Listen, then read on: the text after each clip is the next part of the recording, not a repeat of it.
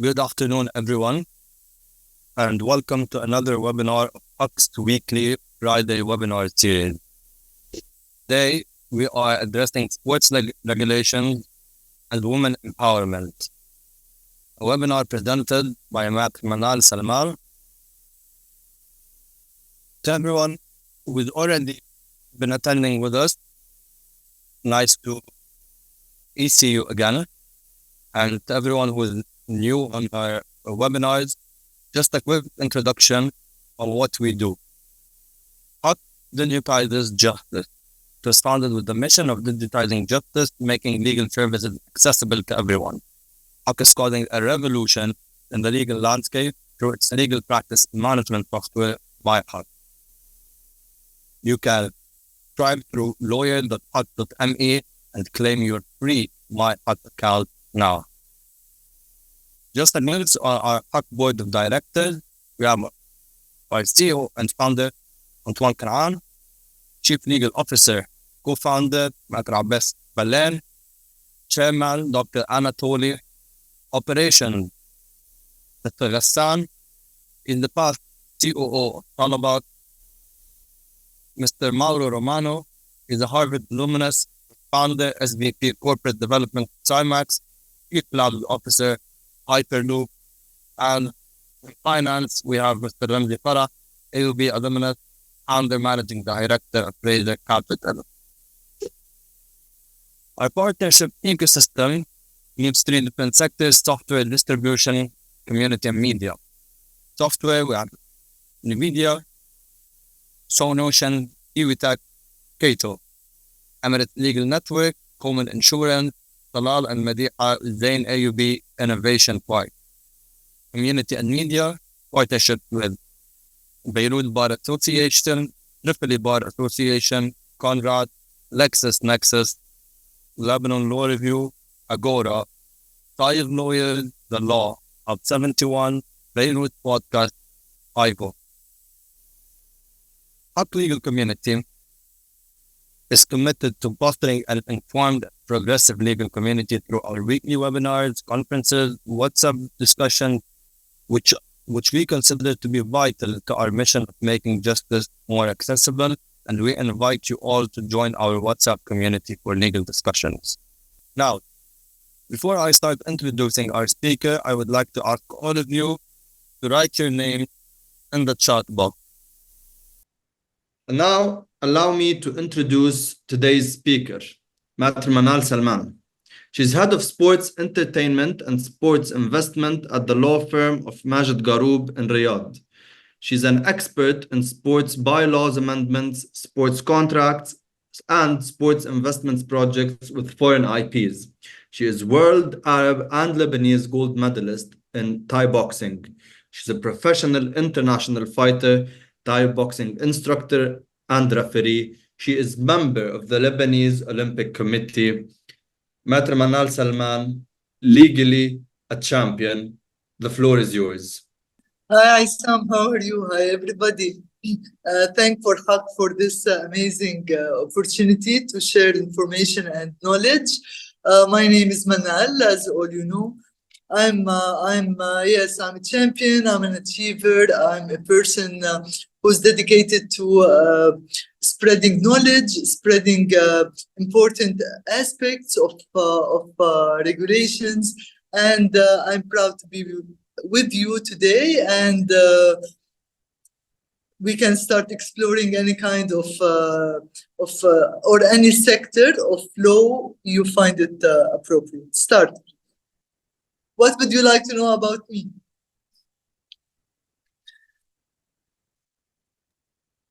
Maitre Manal Salman, we would like to understand what sports and law have in common first. Yes.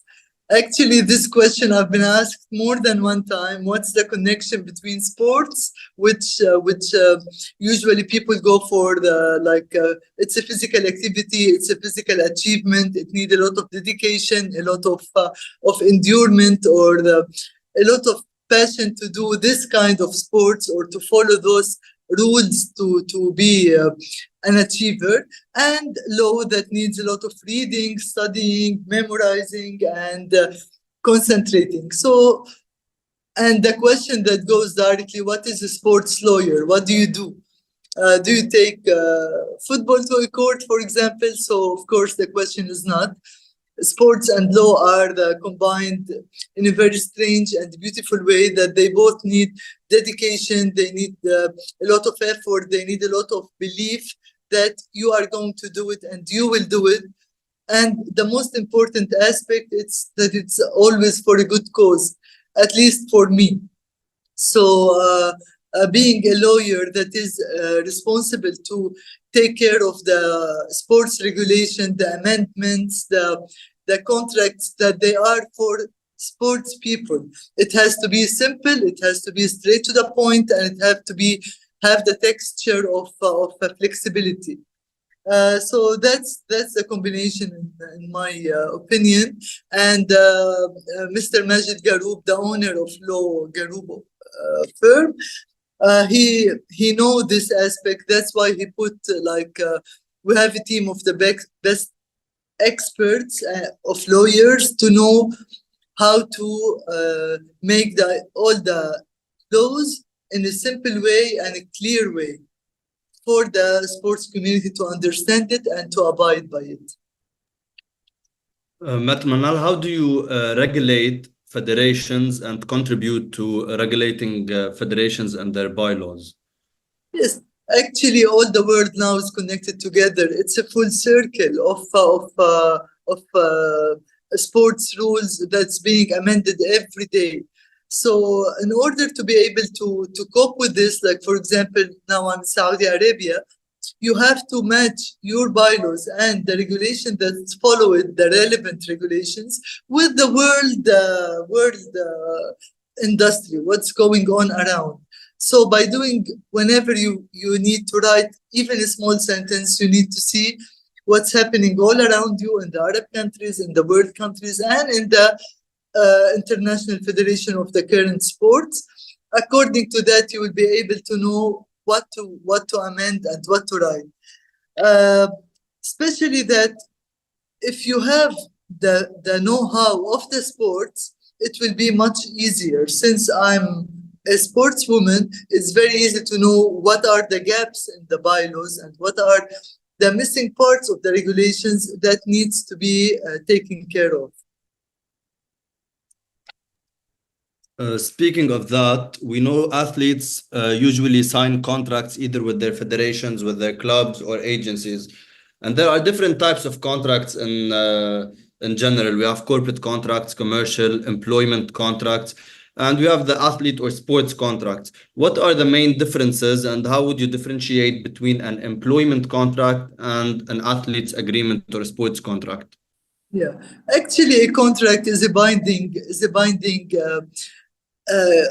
letter or words that will describe what's the relation is going to be like. You know, when you are doing an employment contract, it have to state what's the job, what's the qualifications for the job, what are the requirements, what is the obligations, what is the restrictions.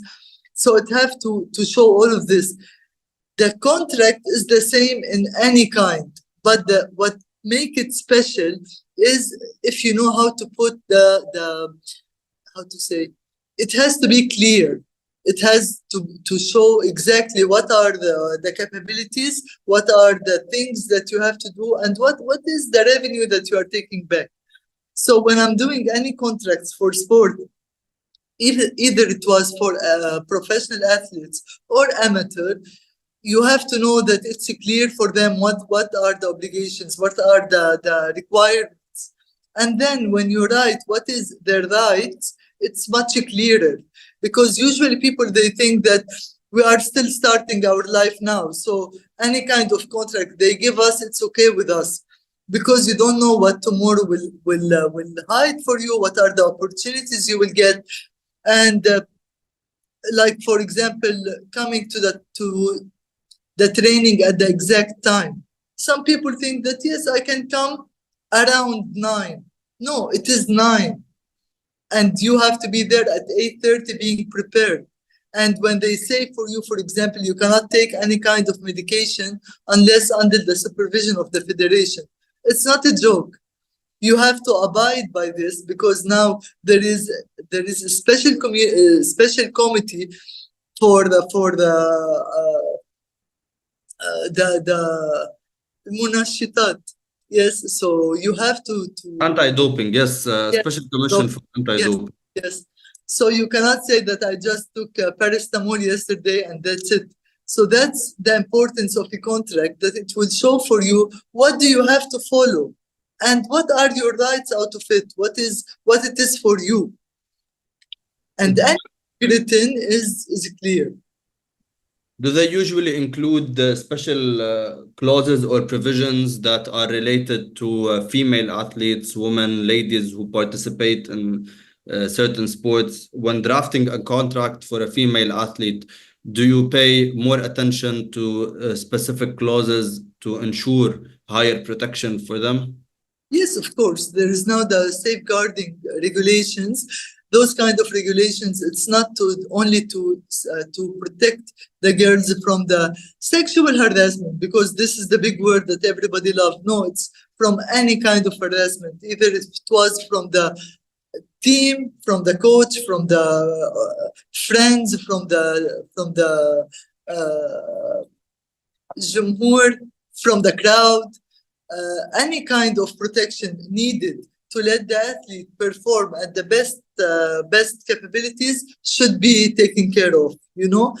And plus, when you write a contract for the ladies, what's important to mention in it, the real rights, the real how to say,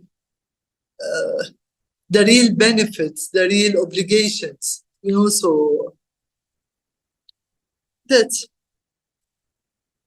So what would you consider like necessary criteria to ensure female athlete empowerment? What are the main pillars towards achieving women empowerment? Yes, it has to be like how many times they have to participate with the national team. What is the time needed for them to be promoted or to be in the A class? What are when they travel? What are the things that they are provided with? If they're, you know, everything connected even to the ticket and accommodation. Because as I see nowadays that the federations are so happy that they are empowering females, that their main concern is that, okay, we have those numbers with us, but there is the injuries that the athlete passed through, the accommodations, the travels, the chances to play, the opportunities to participate, those all, they will come only inside, they will arise when you are inside the federation. So if you mention them clearly in a contract, it will make a very big difference.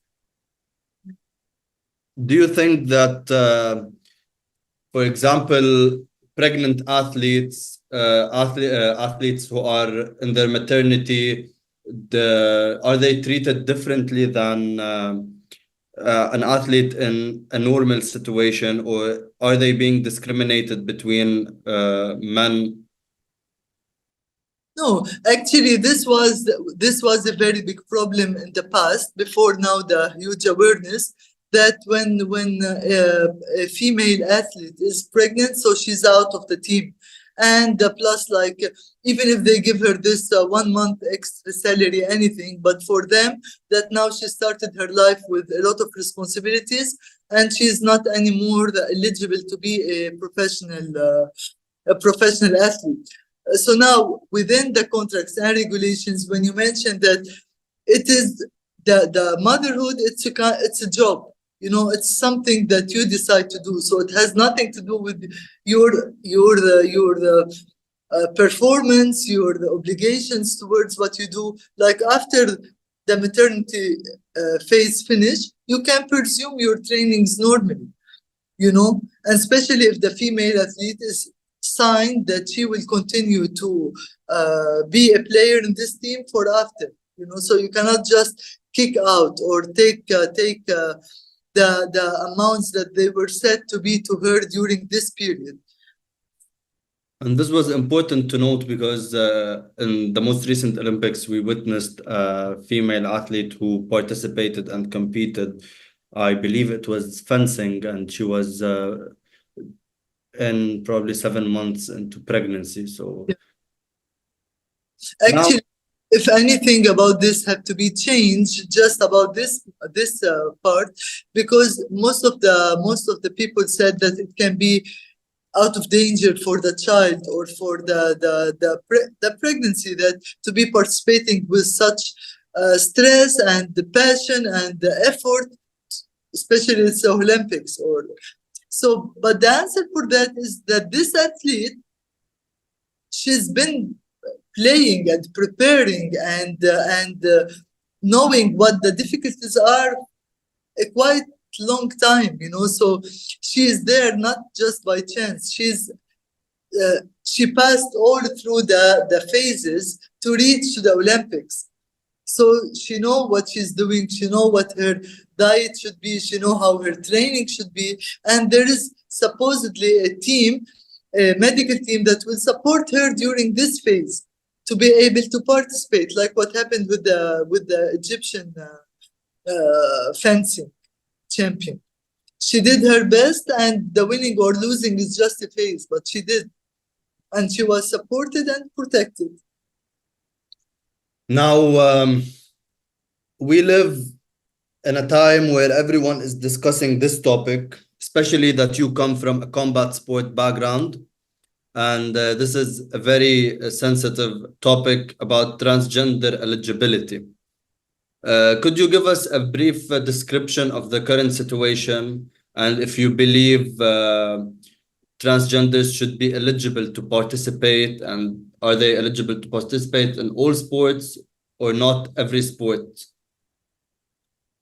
Actually, there's a very famous saying for one of our Lebanese judges that mentioned that when they asked him about the full LGBT and transgender and everything, he mentioned anything which is against the nature or which is unnatural is criminalized by law or is unacceptable. The power of a man is different than the power of a woman, and it is not something that changed by training. It's built up. It's God's blessing. You know, it's something different. It has nothing to do with talent. It has nothing to do with. It has to do with the bone density, with the muscle constitution, with the full. It's a different case. So not if a person decided to change or to. He can be called a woman and he can be treated a woman. That's my point of view. And what happened lately with the Golf Federation, the International Golf Federation, that they were having a lot of discussions about, like, they already put a full regulation for the rights of the transgender. Why did they do that? Because they believe that golf is a man's game and it needs a lot of power for a person to hit the ball that hard and everything. And the number of the male athletes in this sport is higher than the number of the female athletes. So when the transgender trend started to be that much, so they found out that they are going to lose most of their elite players. Because now most of them, they are changed, or like a guy become a girl, I don't know what. So they wanted to do for them a championship, and they put the regulation for that. But thank God that the International Federation stopped that, and all the human rights communities, they were against this, because transgender athletes should, even if you change your figure, you play with your own category. You don't play with other. And if you see now, in order to make this thing more popular and more easy to the crowd's ears, they look what they did with the case of the Algerian boxer. So they put it in that way, so now everybody can say that, this is transgender, no, this is a real woman. So they make it as if it's a casual debate for people to talk about, you know. Exactly, you're right. And speaking of champion Iman Khalif, we have a question on our Q&A box from Ghada Kabalan. She asked, the Moroccan champion Iman filed a lawsuit against many celebrities for bullying her on social media during the last Olympic Games. What is the competent court for such lawsuits, and do you think she will win the case? Yes, the thing is, first, the human rights are there; they are helping her, and second, she's then she have the protection of the International Olympic Committee, and for her the protection of her federation and her Olympic Committee, the Algerian, not the Moroccan.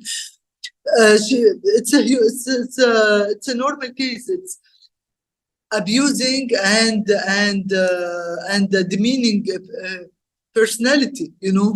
So this and plus spreading this kind of news, I tell you, it will serve some people's interest, you know, like the people that now they want to how to say, circulate the talk about the transgender and the LGBT and to regulate it to become something normal.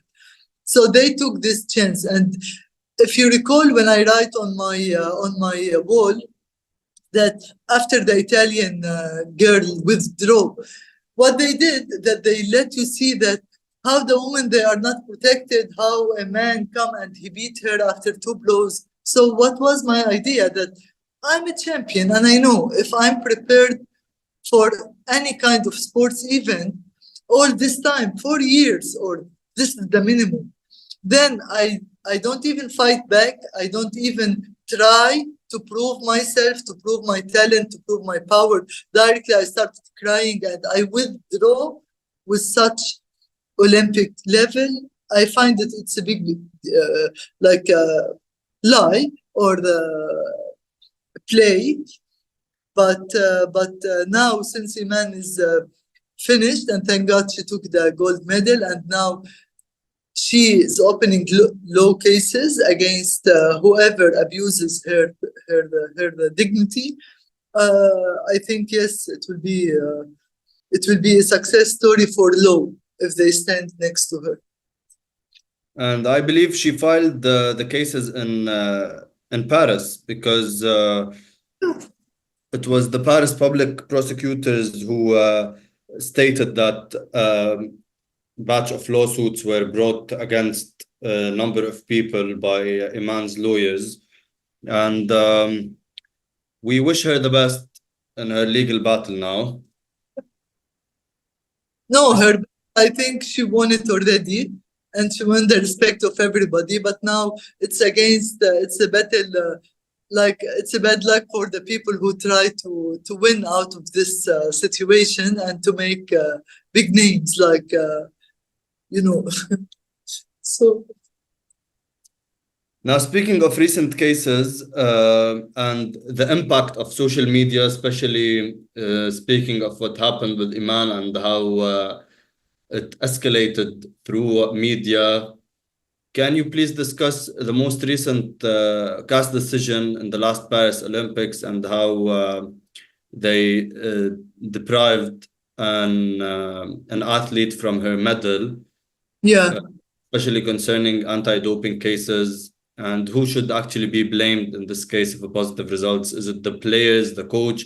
Is it the entire federation as an independent body?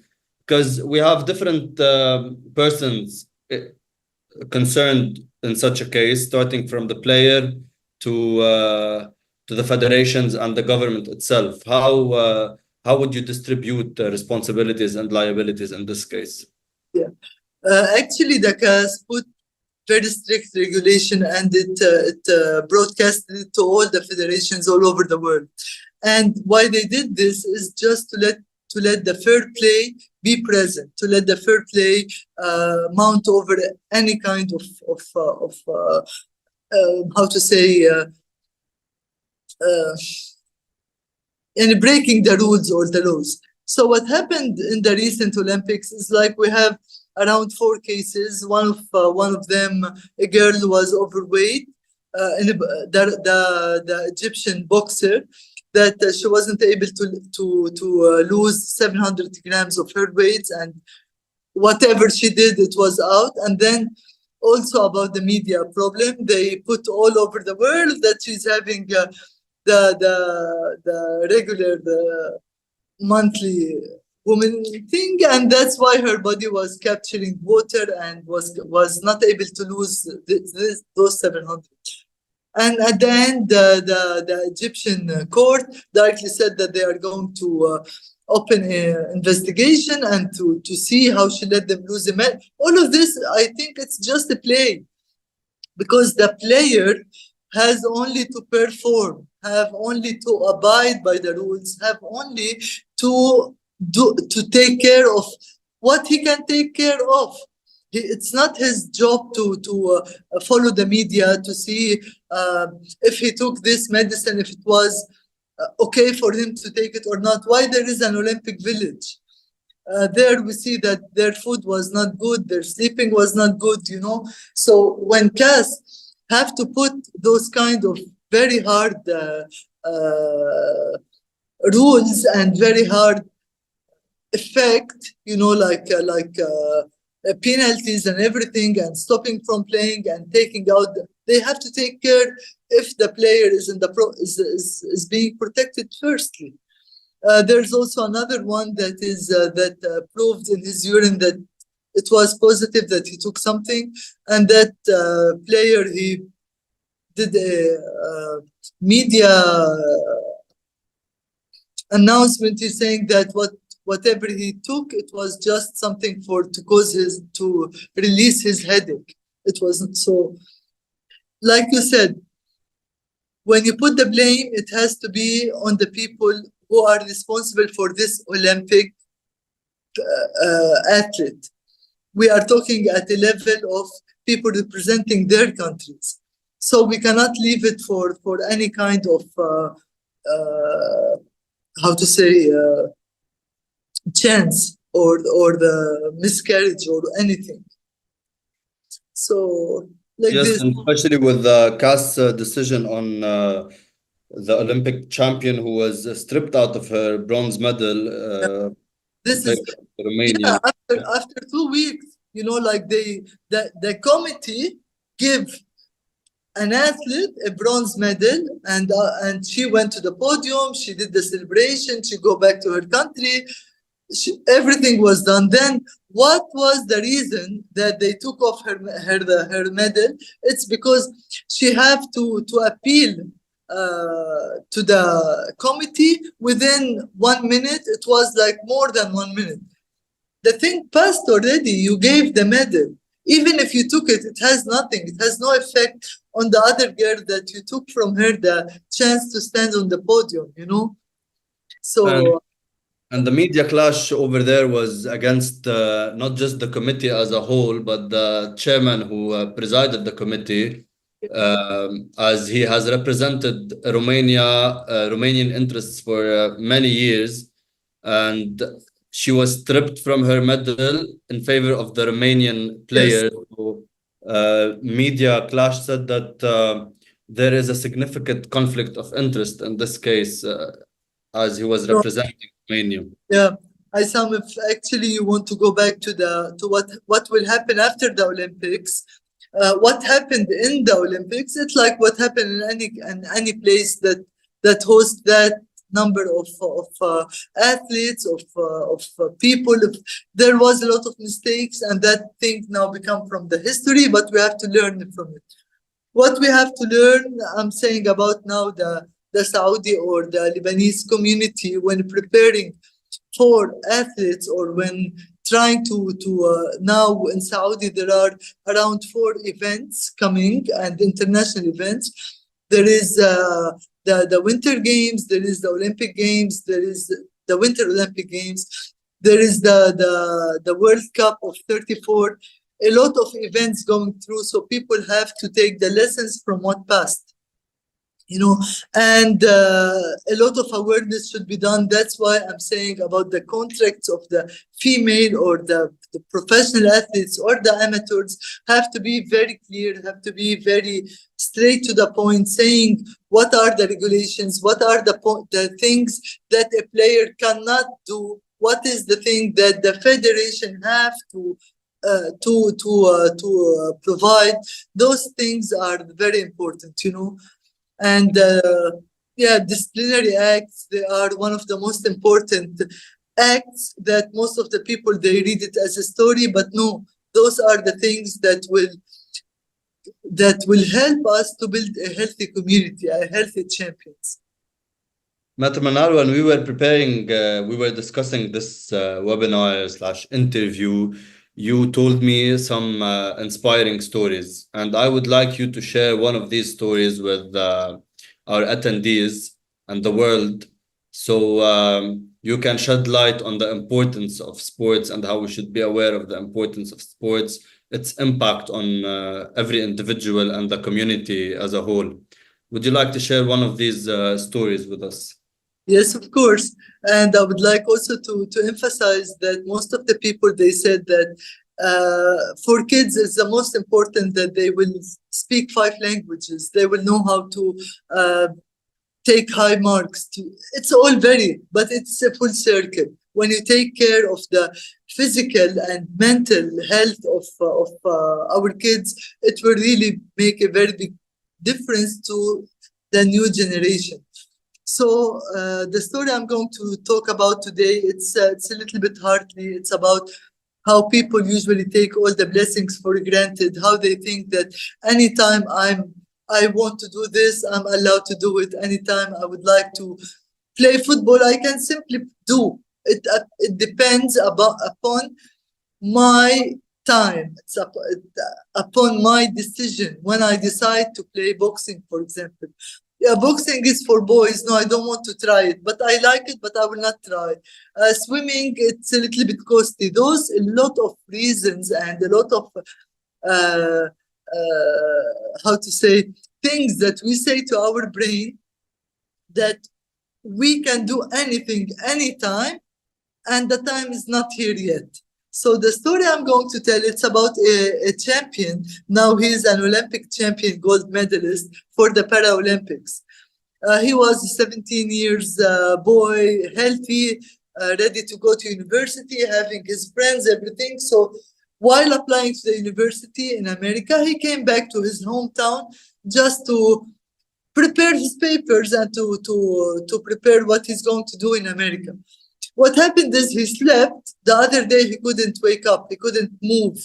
What happened is that he got a very strange virus in all his spinal cord. And he was deprived from all the blessings that God gave him. The only thing he can move are his eyes, and he can speak. But no hands, no body, no legs, nothing in one day. So the dreams that he said that he will go to America and be playing maybe rugby, he cannot do anything anymore. This thing is gone.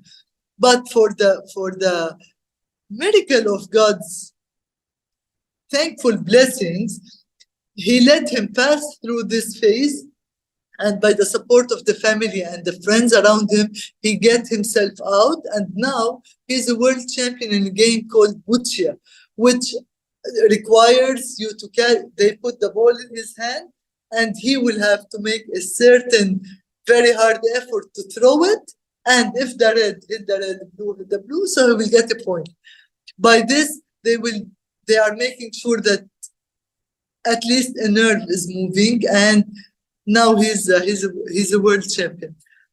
So the importance of sports, it's like now I want to salute my father and mother also are watching, I think, that they are striving every day to better their life. My father is, God bless him, he's 70s, and my mom is also in her 60s. Every day they do sport. Every day they see the life with new eyes. This is the beauty of life. That's the miracle of life. So it's not only about thinking what suits you and what timing, because sometimes you don't even have the time. So please take care of your health, because this is the only thing that is for you, that you give to yourself. This is the only way to say thank God that you have your health, and everything else will follow and will fill in the right place. Thank you for this reminder not to take any of our blessings for granted. And it would have been amazing to end on this note, but I would like to end on one more thing with regards to the mental health of an athlete and how it's also important, speaking of blessings, to maintain or focus on the mental health of an athlete, especially with injuries, which are inevitable. They are part of the game, part of everyone's life. And how would his mental health and psychological well-being impact his achievements or his or her achievements, speaking of women empowerment? Yeah, this is now we started to have this special department on in most of the federations, that really mental health is not a joke. It's not something about being having the rush of excitement. It's not about, it's about the feeling that you cannot go on anymore, and that's it. Injury, like we see in the Olympics also, there was a girl that the power lifter, she was lifting the weights, and at the moment that she have to put it up, she rests the weight on her shoulder. So everybody said, why she did this? So what she did, she took her hand and she fixed her finger. Her finger broke. She put it back, she relocated her finger, and then she continued. This is the strength that the proper guidance will give to an athlete. This is the proper instruction that by building a strong mental health, this will be the result. You know, most of us, and I'm one of the people who got an injury during performing sports, especially in professional level. So it's not easy after you are a champion, preparing, running every day, doing jumping rope, everything, and then you tell this person, you cannot do anything anymore. You cut your ligament, you go home, and it's finished. We find another thing. You find another thing to do, like what happened with when a lady get pregnant. Like, you're finished, go. That have a lot of effect on the mental health, on the psychological health. Do a lot of depression. Most of the people, they cannot go out of it without the support, a lot of support. Thank God, for example, for me, I had the support of my family and beloved people around me and my federation, that they were able to support in this stage and let me move on with it. But I've been acquainted with a lot of champions that they simply got completely broken down, you know. So while you are having a department at the federation for the dietitian, for the normal injuries, you have also to listen to the fears of the athlete, to the expectations after the loss. Also, there's something before the fights, there's something, and it's called life coaching, but not in the proper trend. What's happening now, everybody is a life coach. It's a real education, and it's a real knowledge. So I ask everybody to take good care of this point, especially people who are acquainted with athletes. It's not easy to be an athlete. It's not easy to wake up 4 in the morning to go strive for something. And a lot of support is needed, especially this kind of mental and psychological support. So yes, it have a great impact. Thank you. Thank you so much, Mr. Manal. And I would like to invite you all to ask your questions, share your thoughts, either on the Q&A chat box, or if you would like to open your mic, raise your hand so we can give you the floor to speak. Really, I would like to thank everybody who's there, and my family is there, my sister, my brothers, my love, my everybody. So really, and my beautiful friends and people, and whoever interested. Thank you for being there. Thank you, Carla. Thank you so much, Mr. Manal. If anyone has any questions before we end this webinar, please do share them. And hopefully next week we will be having another webinar on sports law.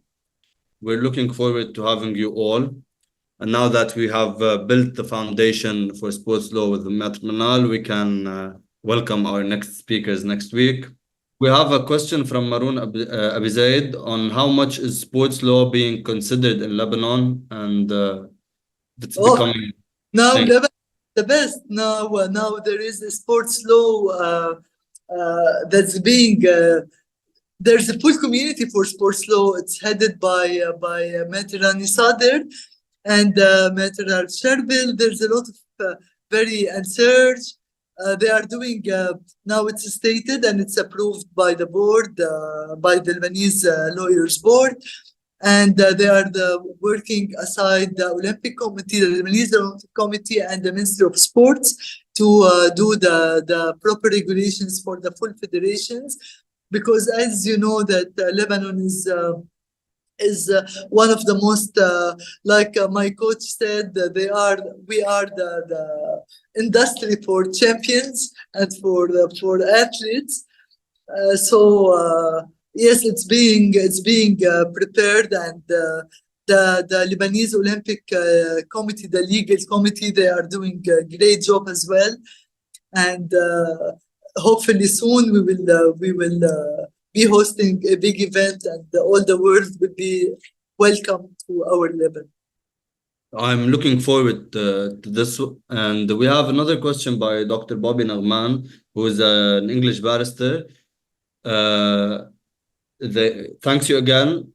Do you think the main dispute resolution for, I believe, sports disputes will be via arbitration or mediation?